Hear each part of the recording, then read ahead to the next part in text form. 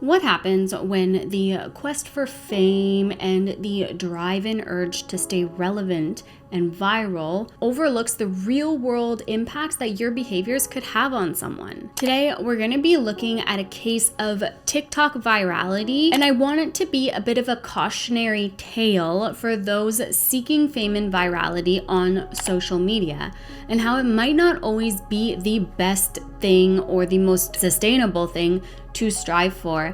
And we're going to go through one of 2024's most viral stories, I should say.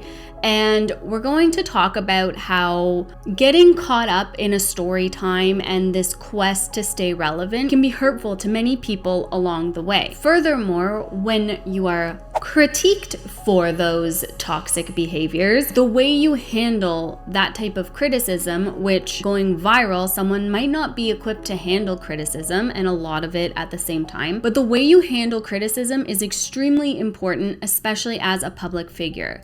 This is the story where I got my whole accountability isn't bullying catchphrase of, let's make it the catchphrase of 2025, why not? This story has it all. We are going to be dissecting the rug talk story finally, once and for all. I've gotten a lot of requests to do an update on this story because the story in itself was this big viral moment that a lot of people got excited about, but what happened afterwards, I feel like a lot of people overlooked. And obviously what happened afterwards, well, there was end of the rug talk and everybody kind of moved on from it. But the way that this woman handled criticism, valid criticism at that, is just not okay. It's very icky, and I don't think it's how a public figure should act or react to criticism. So we are going to talk about it. Let's go, guys. Before we get into the story time today and our little mini deep dive that we're doing today, I want to say hello everyone. Welcome back to DeInfluenced. I'm Sasha, and my goal here is to get you guys to think critically about where you spend your social media currency by digging deep into influencer culture. One, so you guys don't have to, but two, to hold influencers accountable for their crappy behaviors, because it's not just about drama. It's about the dangerous actions that can have real world impacts on them, their family, as well as their audience. Today, we are covering the viral rug talk story, and I did a little bit of a mini deep dive on Katie Santry, and I want to show you the progression of where she started to where we ended up now. We're going to go through and briefly cover the rug talk story, some of her background information, and most importantly, we are going to get into the critiques that she received during the rug talk saga and how she handled them, because I think that it's a very good lesson in what not to do when you get some backlash for your crappy behaviors. But before we get into the drama and story time and everything, I want to clarify this isn't a takedown video. I like Katie. I think she's funny, and I think that if she hones in on her clout goblin behavior, she can do really well going forward. However, we need to be here with the fact that some of her actions and some of her jokes were really insensitive and potentially really hurtful and did hurt a lot of people. And to dismiss that as just a joke or not a big deal isn't really okay. I think that if she can rein in on that clout goblin behavior and not completely let fame change and warp her mind, I think she will be successful and have a very funny platform, and I wish her well. With all that being said, let's unpack how we got to this moment right here. So Katie Santry is a newly famous TikTok star who gained a very rapid following of over 2 million people. We're talking within days here, thanks to her whole rug talk saga and her ability to tell a solid story and keep people engaged and wanting more. But rug talk wasn't Katie's first rodeo. As she started to gain more and more attention, people started to recognize her and started to dig into her past a little bit more and found out that she once worked in the entertainment industry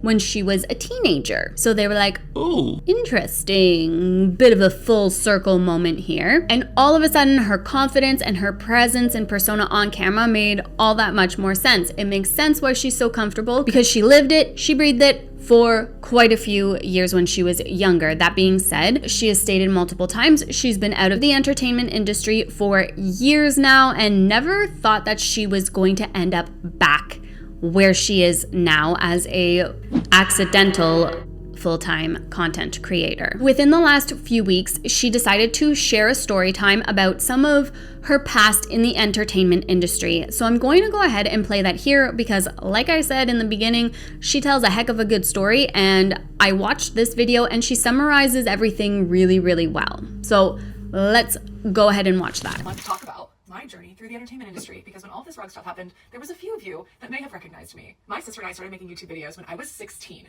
and our YouTube videos were about celebrity gossip. My dream was to be Ryan Seacrest. I've been a yapper since I can remember, and I just loved talking to a camera and talking about celebrity gossip. But what we really got started on was talking about the Jonas Brothers. My sister had found them on MySpace, and she fell in love. And I thought Joe was cute, as we all did. And my dad, being someone who works in computers, he helped her make a fan site called JonasBrothersFan.com. We saw that they were playing a free mall show in New York, so my mom, being the loving, doting mother that she is, drove us to New York so we could go see the Jonas Brothers play for free on an itty bitty stage in the middle of a mall. We also made these t-shirts that said JonasBrothersFan.com because we thought it was the coolest thing ever to have a fan site for them. I entered a meet and greet contest while we were there, and I won. And so my sister and I got to go back and meet the Jonas Brothers, and they also thought it was the coolest thing in the world to see that there was a JonasBrothersFan.com fan site for them. Now, mind you, my sister and I had just started doing YouTube videos, and this was back in 2007. YouTube was just becoming a thing. And me being the fearless yapper that I am, I asked Mr. Jonas if we could interview the Jonas Brothers for our YouTube channel. And he said yes. So our first interview, I think, was a phone call with Kevin Jonas, whoo. But then from there, we started doing in-person interviews. So my sister and I would make these vlog-style celebrity gossip videos in my bedroom, and then we would go to concerts and interview the Jonas Brothers. We would also make vlogs at the concert and just vlog our experience because we had so much fun. Again, I'm 16, 17, and my sister's 14 and 15. This whole JonasBrothersFan.com, YouTube, FanGap, our whole thing, it really started to take off. I think because we were living the experience through the eyes of the viewer. You guys were the same age as us. We were all excited. My interviews with the Jonas Brothers were horrendous. They were so bad. But honestly, we were probably interviewing him exactly as you would have. Who wouldn't be shitting their pants sitting there talking to Nick Jonas and his perfect curls? Are you kidding? So everything was amazing. We ended up traveling consistently. We were in New York, we were in LA, we went to the Bahamas to interview the Jonas Brothers. We were all over the place. We were at the red carpet for the Hannah Montana movie. I met Taylor Swift there. It may have been 15 years ago, but I still hold it dearly in my heart. Honestly, Demi Lovato helped set it up. Speaking of Demi Lovato, when she first started being managed by Mr. Jonas, he asked us if we would interview her for our YouTube channel. She was playing at the Hard Rock in Cleveland with the Jonas Brothers, I think, and we interviewed her on her tour bus. We had never heard of her before, and she was telling us how she was going to have this show, Sunny with a Chance, and she was going to be in Camp Rock. We're building this relationship with the Jonas Brothers. We're building this relationship with Demi Lovato. It got to the point where we were traveling so much that we actually had to be homeschooled. I finished my senior year of high school online, and now my sister still being in high school and me being ready to go off to college, I had to make a very difficult decision. I was supposed to go to Slippery Rock, which is near Pittsburgh. I had a roommate, everything was ready to go. And then I talked to my mom, and she was like, Katie, if you go to school, this whole opportunity goes away. Mind you, I was going to go to school for communication and public relations. I was doing my dream job already. And that's pretty much what my mom said to me. She was like, you can go to school and learn how to do this in a classroom, or you can continue doing this in the real world and get incredible firsthand experience. So that's what I decided to do. I enrolled myself in a local community college. I stayed at home and continued doing the YouTube thing with my sister. And honestly, it worked out for the best, because fast forward now, I started this at 16. We're doing this for a few years. And then when I was 19 years old, Mr. Jonas came to me and said, hey, I'm starting this new company. It's called Cambio. It's in LA, and it's going to be kind of like a TRL for teens. So I ended up moving to LA on my 20th birthday, and I worked for Cambio. I did red carpet interviews. I would go to the sets of TV shows, music videos. We had a studio that people would come to us, and I had the best time until I didn't. And my parents decided to get divorced. I was dating a guy back home that wasn't the best guy. And then some other stuff had happened that I will talk about one day here on TikTok. And it was enough to make me decide it was time to leave. So I packed up, year and a half in, and I moved back home to Pennsylvania. And I honestly had no idea what to do with my life. I was a server for a while. I really was just trying to figure it out. And then a radio station contacted me, and they were like, hey, we loved what you were doing before, and now you're back home, and we would love for you to be a radio DJ. So then I went into that, and I was a radio DJ for a year and a half, and then I was just wiped. I was done with entertainment. I couldn't do it anymore. It was working constantly with absolute garbage pay, and I left. And I thought I would never come back. And there were many times throughout my life that I regretted and wondered, what if I had stayed? What if I had fought through everything I was going through when I was in LA and had just stayed in LA? What if I had stayed a radio DJ for a little bit longer? What if I had just maintained my YouTube channel? What would my life have become? I don't know. I would say it's safe to say I wouldn't have my son, so I have no regrets, but I do think it's so crazy that fast forward, I'm 34 years old and I land myself right back here on the internet. I always had a passion to yap. I love to talk. I love to build relationships. I love the online community that we get here on social media. So that is my journey in entertainment and how I finally ended up here again, 15 years later. So yeah, that's something, eh? Sounds like quite the wild ride. And I have questions, what happened? Why did she leave? I get the whole boyfriend thing and kind of being distant. I've been there. I think we all have at one point in time where we made some not so great decisions for a boy.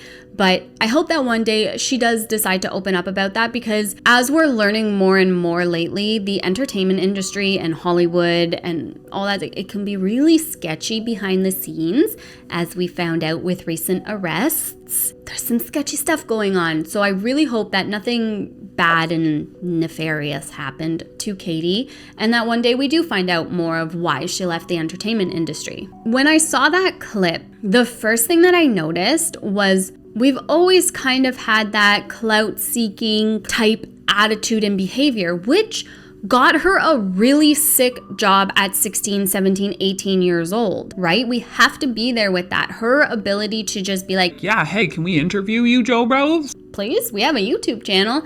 And then kickstarting her career at such a young age, that's really cool and that's really good for her. But as she kept talking and the whole Miley Cyrus. Wow. Miley posting that just takes me back. Can I just say, so that was at my boyfriend at the time, Miles' house. And he was friends with like a lot of the Disney stars, and so was I, because I worked with the Jonases, and he did commercial acting, and I could not stand Miley Cyrus. She was so obnoxious. I mean, watch that video.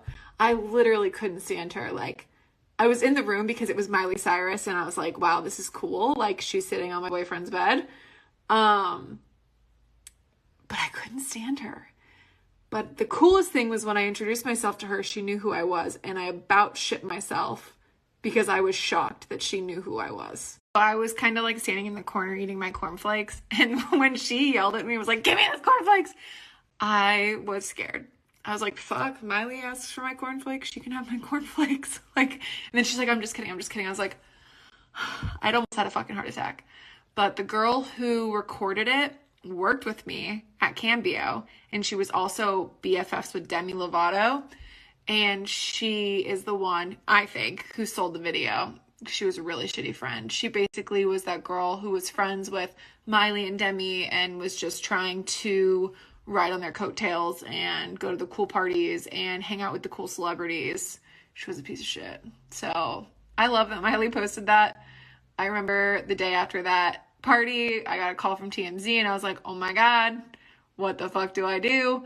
But as long as I gave them Miles's phone number, they said they'd black my face out so I didn't get in trouble from Mr. Jonas. Video and the whole, well, yeah, Demi Lovato set up the meeting and stuff like that. Although I can understand being starstruck and having been young and that being super duper cool, you can see a little bit of the riding that wave hard. At that point in time, I think she was just asking and going for it. So I don't think that she was doing anything necessarily that could have hurt other people. But as you'll see here with the Rug Talk story, she tends to push things a little too far in order to stay relevant and keep people engaged. And that's where a lot of people had a big problem with her behaviors. So let's get into the whole rug that broke the internet saga. And we're not just going to summarize the story time, we're also going to look at some of the things she said, because it's just really icky and not okay. So the Rug Talk saga starts out innocently enough. One morning, Katie and her boyfriend are digging in their backyard, getting ready to install some fence posts, and they find a rug buried pretty deep, couple feet underground. So weird, but not that weird, right? It could be anything. But then the next morning, she wakes up and her laptop has a huge smash through it, and her desk is all thrown about, the nipple cream's moved around, cards are everywhere, stuff's pushed back.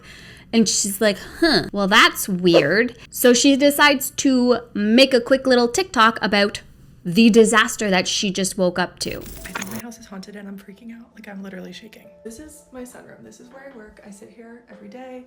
There's a playroom here, doors here. This is the space. I worked in here last night until about 6:30. Everything was fine. Shut my laptop. We close these doors so the dogs don't come in here at night. No one is in this room. I'm down this morning to work. The screen shattered. This stuff down here. This hanging off. But the fucking kicker for me is that this that only goes on this shelf and only goes on this shelf ever, up here.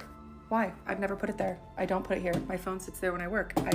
Why was that there? Here's the next bit of important information. So we're building a fence, and back here, we dug a hole. There is a rolled up carpet buried underground that we came across as we were digging this hole. Rolled up carpet. Who the fuck and why the fuck is there a rolled up carpet underground? And let's be real, here's where the story stretching starts to begin. She takes this whole mystery of her broken laptop and throws in a haunting and sprinkles in some buried rug and all the drama in between. And TikTok latches on and eats it right up. And this is where the first critiques from the Do We Know Them podcast by Lily and Jessi came up, was the fact that she's seemingly throwing at the wall just to see what sticks. That's kind of something I think is interesting, because it's like, well, she mentioned the rug I think they did find a rug buried, but I think she came up with this like narrative in her head that she's like, oh my God, that would make a good TikTok. And then she kind of let people be like the ones to like encourage her to do it, but it's like she had already come up with that narrative, you know? Yeah. And the rug is what stuck. So TikTok finds out about the rug and they're like, oh, well, you know, show us the rug. Like, we need to see. So there's a couple videos of her going outside, showing the rug, and TikTok being like, well, that's super sketchy. You gotta dig it up. And for a couple days, I think, at least, you know, a day or so, there was this back and forth between Katie and TikTok being like, you gotta dig it up. And her saying, No, I can't dig it up. It's too deep. It's too long. We'd need an excavator. Like, we're not gonna do that. I'm not destroying my fire pit, my backyard, for this TikTok mystery. The carpet that happens to be 2.5 feet underground potentially holds a dead body. And, you know, that's kind of where I'm sitting because I can't get it out. The carpet is too big and too long. And yeah, it's just stuck there and it's gonna stay there because we can't get it. I need an excavator. And it's digging into my fire pit, my stone fire pit, and I really like that area, and that's where we'd have to pretty much go to try to keep getting this rug out, and I'm not gonna do it. So at that point you're like, oh, okay, cool. Like, that makes sense. That's a rational decision. But she does call the police just in case. Okay, I finally did it. I called the police. They're sending someone here. I called and I said, hey, I don't know if this matters, but there is a rug buried underground at my house, a few feet under, and a few people I know, you guys, and actually 2 police officers who I know who are not actually in this county, but other counties, have suggested I call you. And she told me she's going to send a police officer over here. So TBD. I don't know what happens next. The police department thinks that's weird. It's weird. So they're going to send a couple officers to come out and look. And the officers come out and they're looking around and they're like, okay, that's kind of weird. Don't know why there's a rug underground. We're going to call our chief, see what he wants to do. And when Katie and her boyfriend get a hold of the chief, however long later, I don't know how long this whole saga took place over. I think it was a couple days, but within a few days, or within a few hours maybe even, when Katie and her boyfriend heard back from the chief, he basically said, well, there's not enough evidence there to indicate foul play, so we're not going to waste resources and taxpayers' dollars to come investigate a rug and dig up a rug that it's probably nothing, right? So, first, the cops also think it's weird as fuck. And they were like talking about calling homicide. They were talking about how they'd have to get excavators out here. Like, they were fully invested just as much as we all are. And then he was like, okay, let me call my boss man and we will figure out what to do. And I was like, oh my God, they're gonna call homicide? This is fucking nuts. I'm gonna be in my own episode of true crime. R.I.P. Truly. R.I.P. But holy shit, would that not be kind of cool? Anyways, basically what was decided is that they cannot put resources into something that they don't know what it is. And it is up to me if I decide that I want to finish digging it out. And if there is something there, I can call them. And I'm sorry to leave it there, but that's going to be that, guys, because I cannot keep digging this shit out. If someone has tools and shovels and wants to come to my house in Columbus, feel free to help. Otherwise, Mystery remains. Well, TikTok didn't like that answer. They did not. And they said, you gotta dig it up. We gotta know what's in the rug. Like, you still have a broken laptop. So obviously the dead body in the rug is haunting you and broke your laptop. It's upset with you. We gotta find out what's in the rug. And rather than take a step back and realize what was going on, Katie lapped up all this attention, which it's your 15 minutes of fame, like, go get some, girl, do you? But at the same time, when you're negating the fact that what if there is something in the rug and seemingly just forgetting that, that's where people didn't like that let's do it type behavior. But at this point, Katie, as she said many times, thinks that there's nothing in the rug. She thinks it's just a weird rug buried, like who knows why, but that's probably nothing. She originally wasn't going to touch the rug, which in my opinion, why bring it up then, right? But I get it, because in the heat of the moment, she was probably just like, oh, my laptop smashed, like this is messed up, and just kind of threw it in there. And there are a ton of rumors speculating that Katie planted it, or she's an industry plant apparently, or she buried the rug and she did this and this and this. Let's do skincare and talk about some of the conspiracies about the house, the rug, and me. So when it comes to the rug, I don't think that they've really found much on the rug, because I would assume, and this is going off of absolutely nothing, I would assume that my house would still be a crime scene, that they would want to do more digging if they had found something there, right? And then there's the conspiracy of what's under the deck, because I know that there's been a lot of people who have figured out like Google Earth thing, like the deck being built later, and I don't know. What I can tell you is your girl can't afford to dig up her deck. The hole, we could put the dirt back. The wood, I don't know that I could put it back as easily. My house being haunted, that's a whole other thing, because at the end of the day, my laptop got shattered, my desk thrown around for no reason. There's a lot of people saying like, oh, it was one of the kids. Impossible. My son was out of town, and the two big kids went to bed after we did. They have their own computers. They don't need to go play with mine. Wasn't one of the kids. And then the conspiracy theories about me. I have seen a few that have said, I'm an industry plant. This is the plot for an upcoming podcast or a scary movie. You think Hollywood was scrolling the girlies with 5,000 followers, and they were like, you, the mom in Columbus, Ohio, that's 34 years old, you are the one. I choose you. No, that's crazy. If I was that cool, are you kidding? Do you think this is what my bathroom would look like? Come on. People saying that I faked it or I knew this was gonna happen. This is unpredictable. I, in 5 million trillion zillion years, could not have thought that posting about my computer being broken and there's a weird rug buried in my backyard, in what planet could I have predicted this? This has been the craziest thing that's ever happened to me.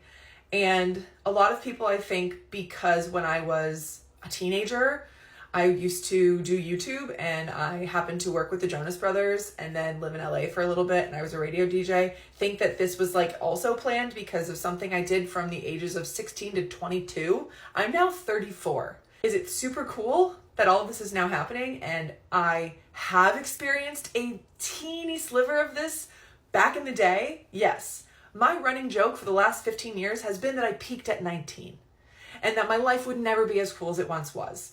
Joke's on me. It got cool again. People saying that I didn't get robbed. I did. Well, it was my own fault. I clicked on an email from TikTok saying, hey, we're going to verify you. I was like, that's so cool. I'm going to have a blue check mark. Press the button like a dum-dum, like I'm a 75-year-old person who's never used a computer. And I clickety-clacked my way into being robbed. And I will just add in this tidbit. I've seen some videos of people saying that I made an enormous amount of money. Can I tell you, unless my TikTok account is just hiding thousands of dollars from me, girl, I wish. I made maybe 10% of the number that people are putting out there that I made. Like the amount that got stolen from me, you guys think is like that. It was $800. It was $800. But to a, again, normal person, $800 is a lot of money. So it's a weird thing, and I just hope that you guys give me a little grace, a little patience. Be nosy. I want you to be nosy. I'm nosy. That's why we're here. That is how this happened, because we're all little nosy bitches. I don't think that any of that's true. I think that's silly if people actually believe that. But I do think that when Katie found the rug and was trying to, build her TikTok following, I think that she waited to present it and spin it in a way that would hook people into the mystery of it.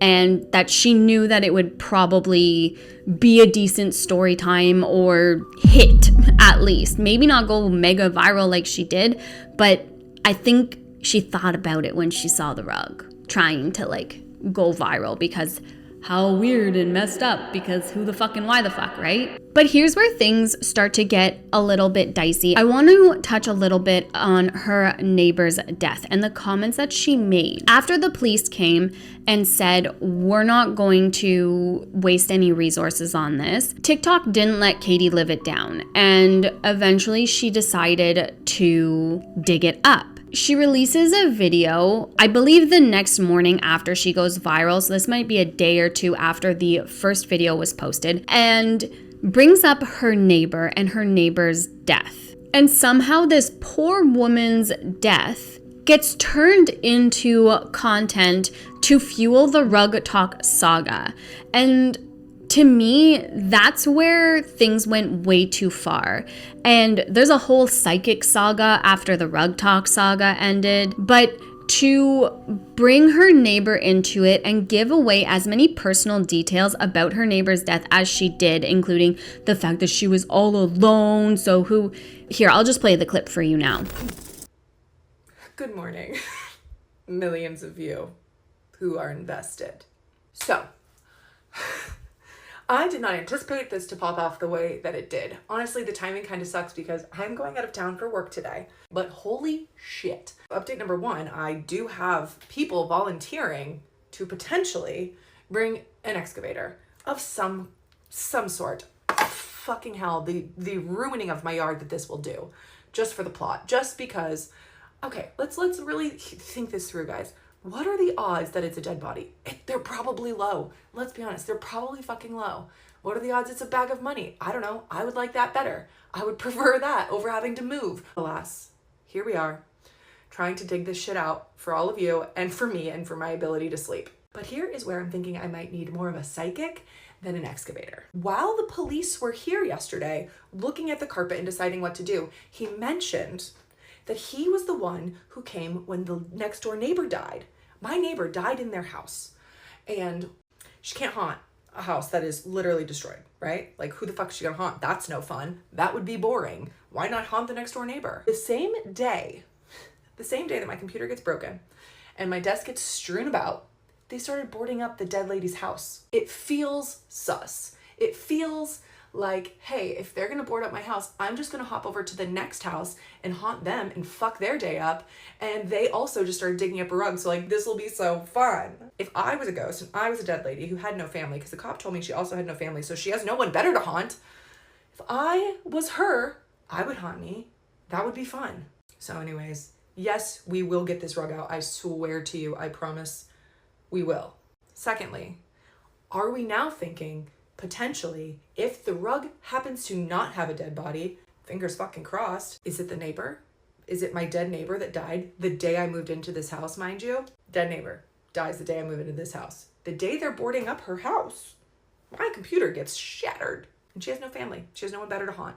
So I don't know. What are we thinking? So saying the stuff that she said in that clip, she's all alone, so who would she have better to haunt, and all that stuff, that's really gross and really insensitive. And that poor woman probably just wants to lay in peace and is rolling over in her grave with how her death was commodified on TikTok for views and engagement and attention. That's not okay. And then before she officially said she was going to dig it up, she did some digging of her own and found the previous owners, and even went so far as to contact the real estate agent who happened to be best friends with the daughter and go and berate this elderly couple for answers about this buried rug in their backyard. And that's where she makes her infamous dementia comment. Guys, I was trying to wait until I had the actual answer because I keep getting messages of, she's dragging this out, she's doing this for clout. Shut the fuck up. No, I'm not. I just don't know yet. Here is what I've got so far. The realtor has talked to the daughter. The daughter does not know what the rug is. She also asked her about dead dogs and cats and hamsters. And she said they had many dogs and they were all cremated. So she does not think there is a buried dog. So what is going to happen next, you impatient little bitches? She's going to drive her ass to the nursing home where her 90 and 95-year-old mother and father live and berate them for the answers for us. She is going to see what they know, and if they know what is in the rug and why the rug is there. I think the real estate agent that I was talking to is also highly invested at this point. But at the end of the day, the daughter's got a job to do, and so she can't go to the nursing home until tonight. So I'm sorry. I thought I was going to get a quick answer. I thought the daughter was going to be like, oh yeah, for sure. We buried our dog, Harold, under that tree, case closed, donezo. But that's not what happened. We have to wait for her to go see mom and dad at the nursing home and hope that their dementia has not wiped the memory of the rug. And for the love of God, those of you saying I'm doing this for clout, am I like, no. We're trying to figure out what's in the rug and who broke my computer. And that comment is just absolutely tasteless. And it's not just me saying this. Countless people at the time of this saga happening were calling her out for that comment. Oh my God, she is okay. You're on my shit list now, lady. It started off, you were just a little clout goblin. I can smell it. Now you're starting to piss me off. You hope the dementia didn't wipe away their memory of the rug? You are a witch. Like, what the fuck? And rather than take a step back and realize that her joke might have hurt someone, and Jessi from the Do We Know Them podcast said it best when she said that, what are you talking about, wiped away memory of the rug? It wiped away memory of their loved ones, of their family, of their life. And here she is so concerned at whether or not they remember the rug buried in their backyard, which they probably had nothing to do with, years later for her TikTok story time. Because it's all for the plot. That kind of behavior is not okay. And rather than take a step back and realize, oh, maybe I did push that a little too far, maybe that joke was a little insensitive, she doubled down and was responding to people with, it's just a joke, bro. She didn't say bro, that's Daddy05, but it's just a joke, it's just a joke. Well, to some people who watched their favorite people fade away because of that horrific disease, it wasn't just a joke. And I just want to say, like, come on. A joke is one thing, but a joke at the expense of others' tragedies, it's too far. And we need to realize that our actions have impacts, and it's not where it's at. That's it. From here, things escalate pretty freaking quickly, if you ask me. The next morning, after she decided she was going to dig up the rug, she hired an excavation crew who was going to come to her house, help her out, get it all dug up, and see finally what was in the rug after days upon days of waiting. Well, doesn't she wake up that morning and get a call? From who, you might be asking? Well, none other than the crime scene unit. I'm going to play you the clip of her getting a call from CSI, and I want you to take note of her demeanor. Please and thank you. Oh my God. Okay. I just got off the phone with homicide. They just called me. They are sending detectives and cadaver dogs here in the next hour. Oh my God. I saw my phone ringing and it said Columbus Police. I said, this is fucking weird. I answer the phone. He says, hi, this is Detective Corn Nuts. I don't know what his name was. I forgot. I started to black out. We heard about your situation, and I don't know why the police, I don't know who they called, but they did not call homicide because we want to come. We want to take a look at this rug. He said, if the dogs do note something, your house is about to become a fiasco. And I said, I would assume such. So yeah, within the next hour, homicide detectives and cadaver dogs are going to be here in my backyard. And he said, as long as they do not note to human remains, then we can proceed with the dig at 4:30 p.m. EST. Oh my God. Katie's energy here in that last clip is wild. Absolutely wild to me. And this is where the quest for fame and that seeking virality definitely started to cloud her judgment. 100%. Because she is giddy, ecstatic, thrilled that CSI is coming to investigate this rug with cadaver dogs. Now, she's doubled down and said, Oh, well, I thought there was nothing going to come of it. I thought they were just going to come sniff and leave and it would be done and we'd have the answers and I wouldn't have to destroy my lawn. Spoiler alert, that's not what happened. But that's what she tried to say. She tried to diminish her really interesting reaction to CSI calling her as, I didn't think anything would come of it. Well, girl. Why would they come investigate if they didn't think anything would come of the investigation? That's what I don't understand. They called you for a reason. Obviously, it was sketchy enough that they were going to send the crime scene unit and cadaver dogs.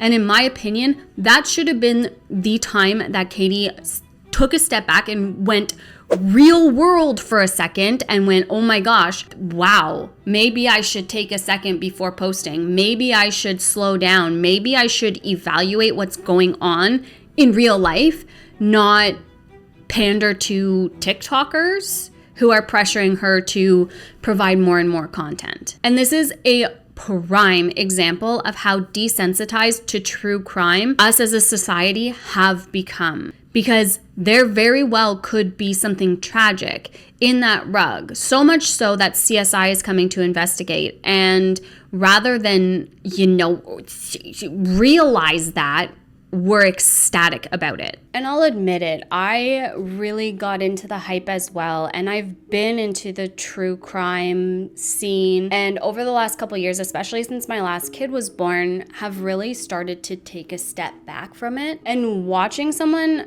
hype it up in real time, hype up this potential trauma, yikes. The level of disconnect and desensitization, and not just with CSI coming to investigate, but also with her neighbor. That is a human who passed away, who you didn't even know, and here you are making content for entertainment off of someone's death who you didn't even know. Those who have been around for a while know how I feel about people monetizing grief and their trauma and tragedy. It's sad fishing and it's not okay. Not in this case, but in most cases. In this case, it was just quest for virality or something, I don't know. And then it comes out that before she knew that there was something or nothing in the rug, before she had confirmation, before CSI came to investigate, or maybe shortly after CSI came to investigate, she made merch. Yeah, she made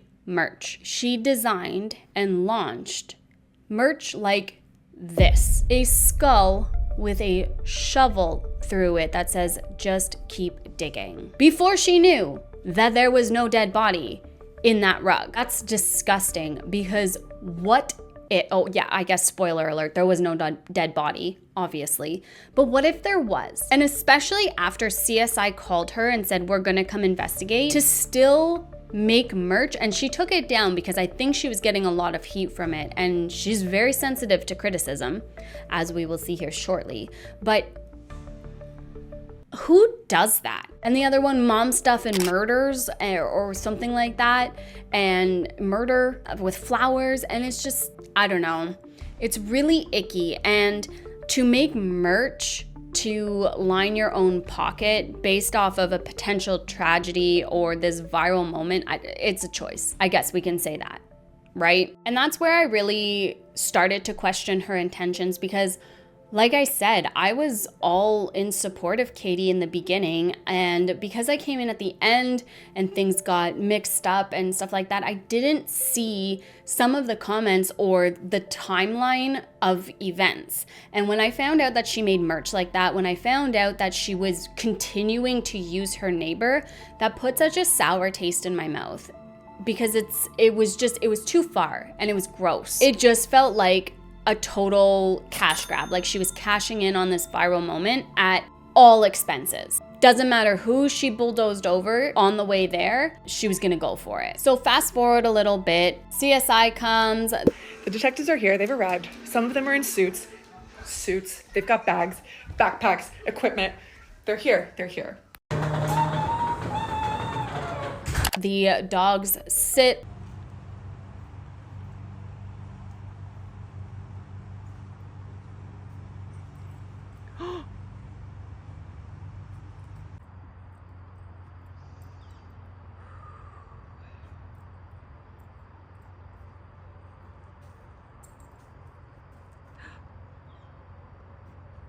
Oh my God.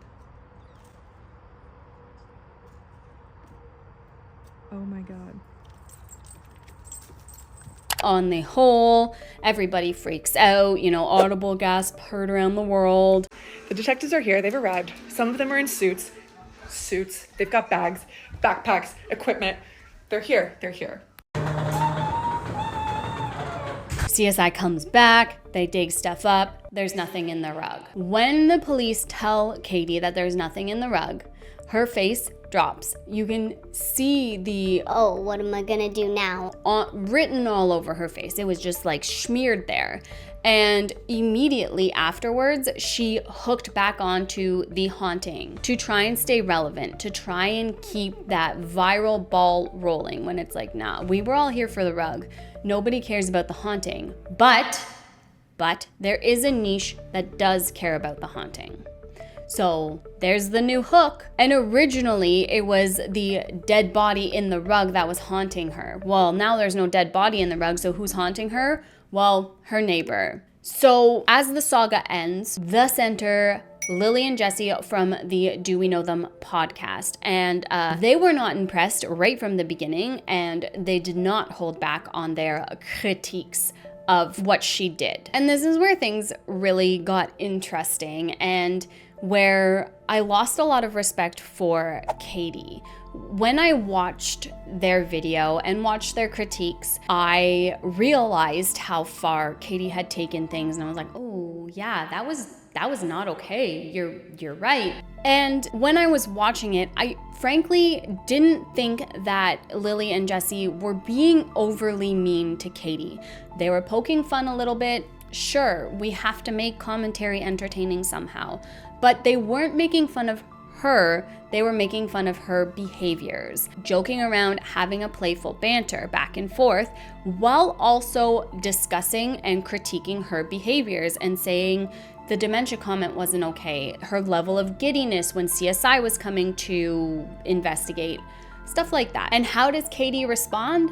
Well, she watched the entire podcast and then went ahead and jumped on TikTok, seething mad still, and made a TikTok about it. And I'm gonna go ahead and play that super aggressive TikTok right here. I just wanted to come on here really quickly and let you know that what you will never see on my page is being really fucking mean, spreading misinformation, spreading lies, and making a random 34-year-old mom in Ohio cry. That's what you won't see. I just had the pleasure of watching an hour-and-a-half podcast of these two really, really kind girls talk about me and call me a clout goblin about 765 times. What I find to be ironic is that they have an hour-and-a-half podcast talking about me. So who is the one chasing the clout here? I don't know, but I don't think it's me. I don't think it's me. I sent a lovely DM asking to send them screenshots so that I can prove all of their lies wrong. Will they give a shit? Probably not. They don't seem like the kind of girls who would. So I just wanted to let you know what you will and will not see here on my page. Will I make you laugh? I hope so. Could I make you cry? I don't know, maybe. I like to be vulnerable. I like to talk about hard shit. Did I end up with 2 million followers after this entire escapade? Yes, we can all fucking look at my profile and see that. Should I never post again because of it? Is every post I make ever again from now on for the rest of time clout chasing? What would you like me to do? Delete my TikTok and start over? I think that sounds silly. But let me tell you, I also think it's silly to spend an hour and a half in the year of the Eras Tour to go onto a podcast to bully someone who you don't know, to bully someone who was absolutely fucking normal and had 5,000 followers 2 weeks ago and was posting about her miscarriage. That's what you choose to do with your time. That's what you choose to do with your voice. That's what you choose to do with your platform. You do you, girls. It won't be here.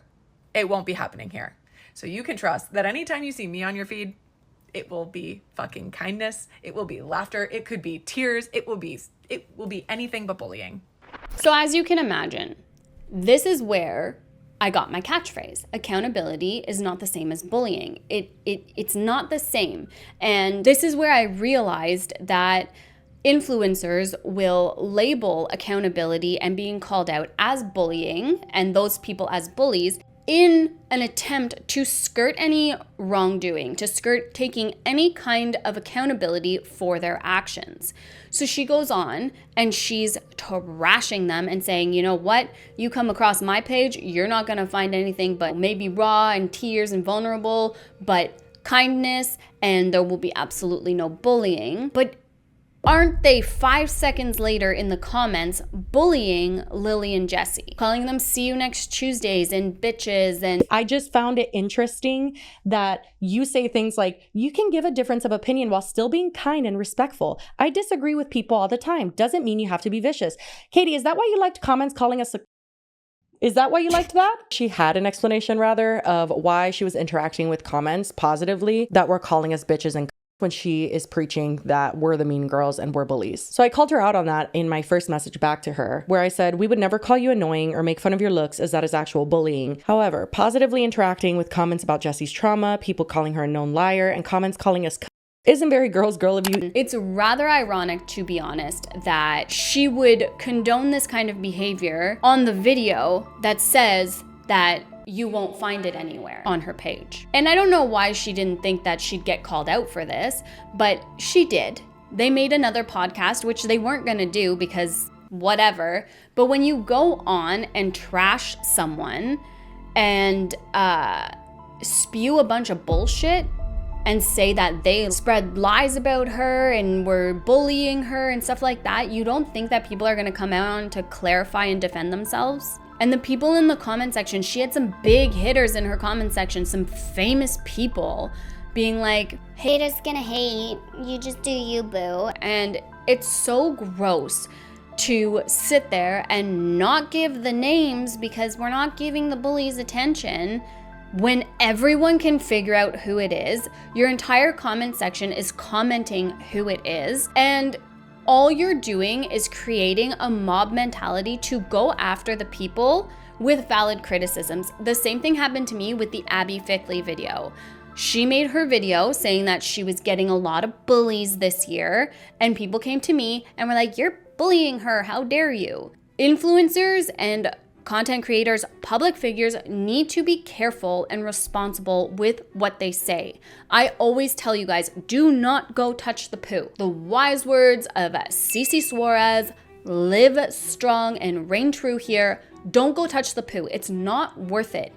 And that quickly turns into bullying and harassment. And that's not what we're about. We're about calling out the behaviors, saying this is why it's not okay, and going from there. But we're not gonna go and reach out and tell them they're a crappy person, because that's not gonna do anything. That's not going to bring about any changes. And that's giving them fire to continue to skirt accountability, because it's all just bullying when it's not. And people who are blinded by their parasocial relationship with the influencer won't go and listen to the criticisms that others have. That's where this gets dangerous, because it doesn't allow for growth, for learning, for improving as a human, and we are allowing people with toxic mindsets and toxic behaviors to remain famous on social media, to influence people on social media. That's not okay. It's not okay. So she goes on, she says they're spreading false information and all this stuff and spewing all her own little lies and rhetoric, and encouraging her community to do the same and mob mentality against Lily and Jessi, who were just talking about the thing. But did she once admit that she might have taken things too far? No. Did she once admit that maybe some of her jokes were insensitive? No, she never did. She wrote it off as bullying and went from there. Circling back to their original critique, I don't know why she latched so hard onto that critique, because there were plenty of people on TikTok, plenty of creators calling her out at the time. But for whatever reason, she latched onto that one. Maybe because they talked for an hour and a half about her and she was really triggered by that. And maybe it's, I don't know. Maybe because they had valid criticisms and she didn't want to hear it, so she got offended. I don't know why she clings so hard onto that and responded to that one podcast, but it is a lesson in sitting in your rage and not jumping straight to social media to make a video, which is something that Lily and Jessi bring up in their response video. Turns out Katie tuned in for the entire hour and a half, which she reiterates several times that we spent an hour and a half talking about her. Seems like masochistic, but you know what, period. Yeah, I was gonna say, not something I would people do. have made hour-long videos on us before. I did not watch 5 minutes of it. No, I've ignored a lot of videos on the internet in my day, and it's something you've got to do, and girl, I suggest you do it. One thing Lily and I are gonna do is we're just gonna shut our little peepers. We're gonna think, because we've been in this for a long time, girly. We've been on this for a decade now in this career, so we're not gonna run to TikTok live and start talking about you. We're really gonna, first of all, reflect, understand if we hurt this person, why did we hurt this person? Was it something we still kind of stand by? Is it not? Because there's a lot of times we backtracked on this show. Like, it's kind of just part of the show. Yeah, well, and I'm like, my immediate reaction when someone says that we made them cry because we were bullying them. Yeah. I literally sat there, I was like, holy shit, what did we say? What? Thinking we must have done something wrong. And then I continued to rack my brain and I was like, I mean, don't get me wrong. I would not expect her to sit down and watch that episode and be like, this is great. It wasn't a raving review. It wasn't a raving review, and I don't expect her to like it. But it also was not a scathing, disgusting, bullying, like, yes, we joked around. We're pretty unserious most of the time. But also, we had some valid criticism that we still have. They have been on social media for years now. There have been many videos made about them that they don't bother watching, because why would you watch that? It doesn't make any sense, right? But they also are human beings. And when they heard that Katie was broken from their critique about her, that they were so mean that they made a regular old mom cry, they felt bad and were like, oh, geez, what did I say? What did we say? That was so bad. Were we really that mean? And started reflecting on their actions, because again, we're all human. But commentary channels are here to comment on people's actions, to comment on things. And when your actions aren't okay, you are going to face criticism for that. And that doesn't give you the right to say that valid criticism and people asking you to be accountable for your actions is bullying. That's not fair. But Katie, if you're watching this, please just... Your audience loves you because you yourself are entertaining, you tell a good story, and you have a way with words. You have the gift of the gab, and they enjoy that. So just reel it in, own up to your mistakes, and you will go far. You will go far. And that's the thing. It is triggering being called out for something. I understand that. But as a public figure, that comes with the territory, and you have a responsibility to not do shitty shit like that, to not make insensitive jokes that can be really hurtful to people. And if you do, that's fine. Admit that it was a mistake and move on. Apologize and do better going forward. That's all anyone asks. But she goes on to say, what, should I just never post again because that makes me a clout goblin? No, nobody said that. Literally nobody said that. And they always resort back to that, especially people who go very viral. They always resort back to, what, should I just not post anymore because everything I post is just clout goblinry? No, just don't trample over everyone and listen to the criticism and learn from it. Go ahead, post whatever you want to post, as long as she stays away from true crime, which I'm pretty sure she stated somewhere that she did or was going to stay away from true crime, so thank God. That's it. That's all people are asking you to do. They're not asking you to never post again. They're not wishing your fame and your social media presence away. There's more than enough in the pot for everyone to go around. Well, not everyone, but there's more than enough room for her. That's not the problem. The problem is the behaviors. And if we hone in on them, we will be successful and people will probably stop critiquing you. But if you don't learn from your mistakes, you are going to be at the center of a lot of criticism for your entire social media career. And who wants that? Honestly. And after Rug Talk kind of fizzled out and she latched back onto the haunting, she actually invited over another very famous TikTok psychic, Amy Bellesi, to come in and whatever her house. I don't know, seance? What is it? Anyway, to come and investigate in her house, see if there's any spirits there. And what they ended up finding out apparently is that it was in fact her neighbor who was haunting her, and she just needed a little help and encouragement to cross over to the other side. So even after the Rug Talk saga ended, she still exploited and grifted on her neighbor's death. A woman who she didn't know. A woman that she didn't care about, and didn't know. For content. For TikTok. And that's not okay. And it shouldn't be acceptable to do that. Frankly, the police shouldn't have told her anything if that's true what they said about her neighbor, but you know, mistakes are made every day, I suppose. Anyway, that is all I have for you for the Rug Talk update mini deep dive sort of thing that we just went through here. Let me know your thoughts down below. Were you super into Rug Talk when it happened? Did you know about all these other little like moving parts and missing pieces? Let me know your thoughts and opinions down below. And also, did you check out Lily and Jessi's podcast on the Rug Talk saga? And what did you think? Did you think they were being too critical or mean girl bullies? Or do you think that they also had some valid criticism? Let me know down below. I am always curious to hear your thoughts. Thank you so much for joining me today. Please don't forget to like and subscribe before you head out. It helps boost these videos into the algorithm, and I truly appreciate it. Thank you guys, and I'll talk to you soon. Bye guys.